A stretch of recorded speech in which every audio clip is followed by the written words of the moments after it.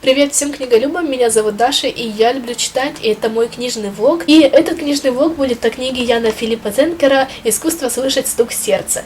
Я, на самом деле, уже прочитала немало, вот сколько я прочитала. Я сейчас на 130 странице. Ночью я остановилась на второй части, потому что решила, что все, уже нужно спать. Знаете, пока что я только в восторге, потому что это такая интересная книга, но в то же время она настолько грустная. Наша главная героиня Джулия ищет своего отца, который пропал 4 года назад. И самое интересное то, что у них всегда была нормальная, полноценная семья, они все любили друг друга, то есть папа любил свою семью, то есть все у них было хорошо, но тут в один день Джулия узнает, что на самом деле отец уже давным-давно бросил мать, то есть он сказал, что он ее не любит, и вообще он никогда не любил мать. И, конечно же, думаю, вы понимаете, что вот как неприятно, да, дочке узнать, что на самом деле отец никогда в жизни не любил ее мать. А также Джулия и ее брат и мама никогда не знали о детстве отца, никогда не знали, что же с ним происходило, ничего не знали о его жизни, и я думаю, это тоже, конечно же, очень странно, да, всю жизнь жить в семье и не знать абсолютно ничего о своем отце,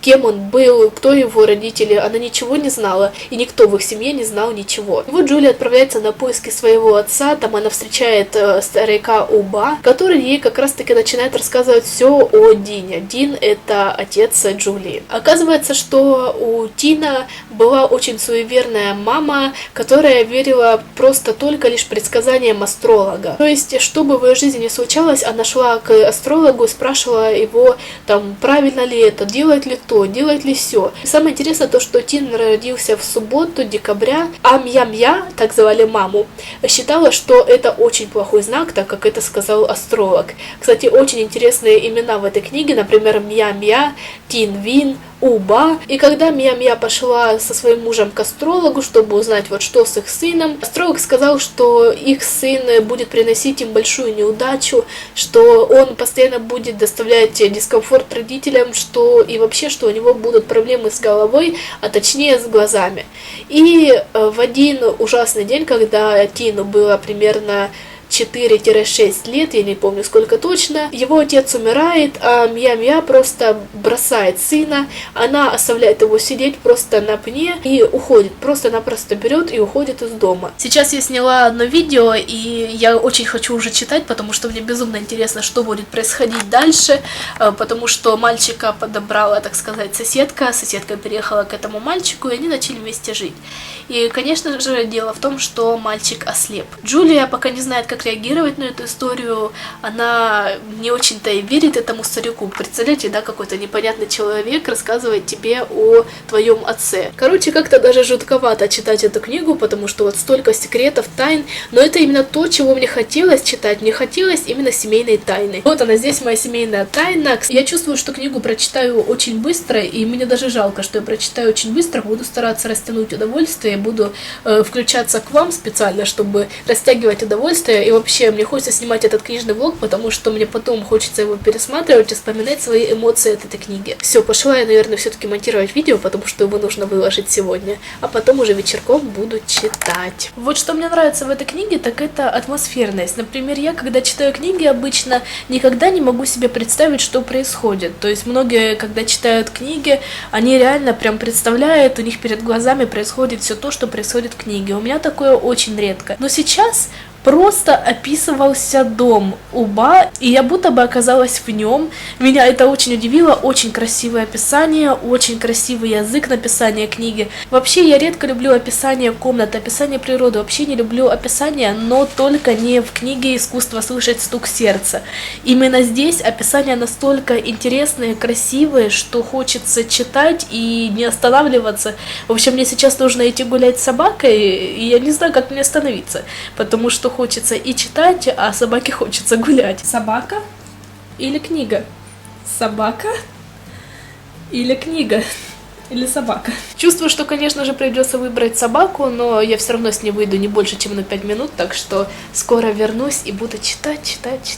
И сегодня собираюсь хотя бы до часу ночи почитать. Наконец-то я дошла до момента, когда я узнала, почему книга называется «Искусство слышать стук сердца». Ой, я включилась к вам буквально на 5 секунд, потому что хочу вам быстро это сказать и пойти дальше читать. Сегодня я хочу прочитать хотя бы где-то до 220 страницы, а сейчас я нахожусь на 165 20 странице. Дело в том, что сегодня прям до самой глубокой ночи я не могу читать, так как мне завтра рано утром просыпаться. Но сколько смогу, буду читать. Все, я отключаюсь, я пошла читать. А я уже на 3-й части, и это 277 страница, и...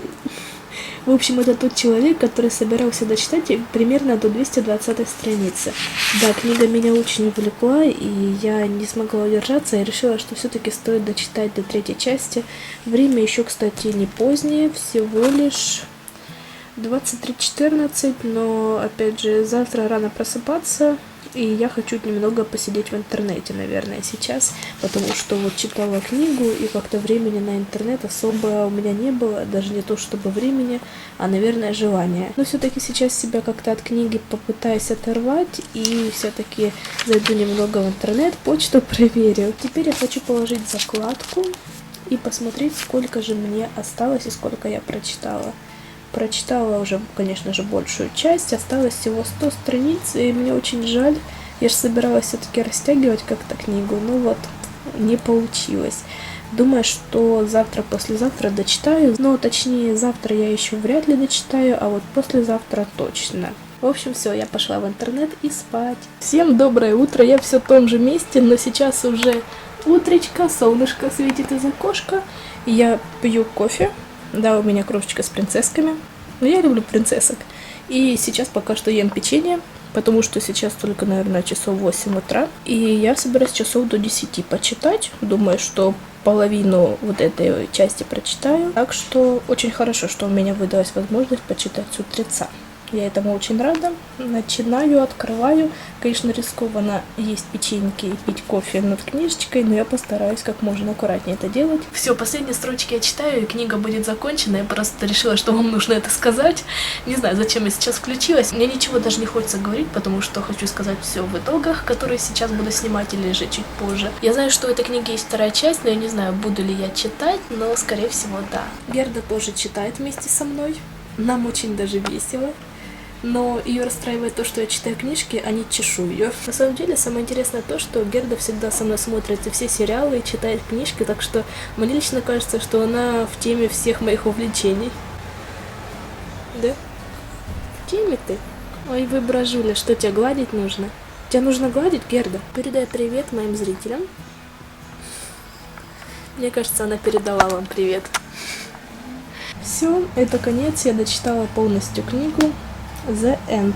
А сейчас всего лишь 10:30. Да, не ожидала, что так быстро прикончу эту книгу, буквально за 2 дня. Итак, пришло время все-таки поделиться своим окончательным впечатлением по поводу книги «Искусство слышать стук сердца», потому что я ее дочитала, и мне непременно хочется сказать вам, что это точно будет одна из лучших книг за 2016 год. Знаете, сейчас перед тем, как снимать это видео, я почитала несколько рецензий на Вейфлибе. Многие пишут, что их бесило то, что в этой книге все бедные и несчастные. У Тина нет зрения, Мими не может ходить, у Джулии пропал отец. И многим мне нравилось именно то, что все такие бедные и несчастные. Я не могу сказать, что я обращала на это внимание, что меня это бесило. Нет, мне наоборот было интересно читать, сложится ли их жизнь по-другому, будет ли у них все лучше, и меня это ни капельки не раздражало. Главная мысль этой книги, что самая такая могущественная сила — это любовь, и что сильнее любви нет ничего. Именно эта мысль протягивается через всю книгу, так сказать. Эта книга пропитана любовью просто ко всему, ко всем, даже я имею в виду не к людям, а, допустим, к природе,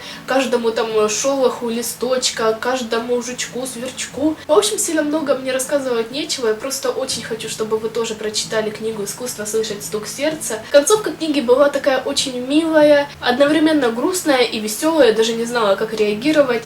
Наверное, все-таки концовка хорошая, так что я очень рада, что эта книга попала ко мне именно в нужный момент. Я вообще не собиралась ее никогда читать и покупать, и вот абсолютно случайно моя рука к ней потянулась, я увидела знакомую обложку и поняла, что да, скорее всего, она мне нужна, и я не ошиблась, потому что эта книга реально меня поразила, какие-то моменты были именно до слез почти. И если вы хотите книгу, которая вызовет у вас какую-то грусть, какие-то даже слезы, возможно, то эта книга, скорее всего, вам подойдет. Ну, а на этом книжный влог мой заканчивается. Напишите, пожалуйста, в комментариях, читали ли вы «Искусство слышать стук сердца» и читали ли вы 2-ю часть, потому что мне особенно интересно насчет 2-й второй части. Но если вы еще не читали ни одну из этих двух книг, то напишите, хотите ли вы прочитать. Ну, а на этом все. Мой книжный влог подошел к концу, и я пошла выбирать следующую книгу для чтения. Читайте и будьте счастливы. Пока!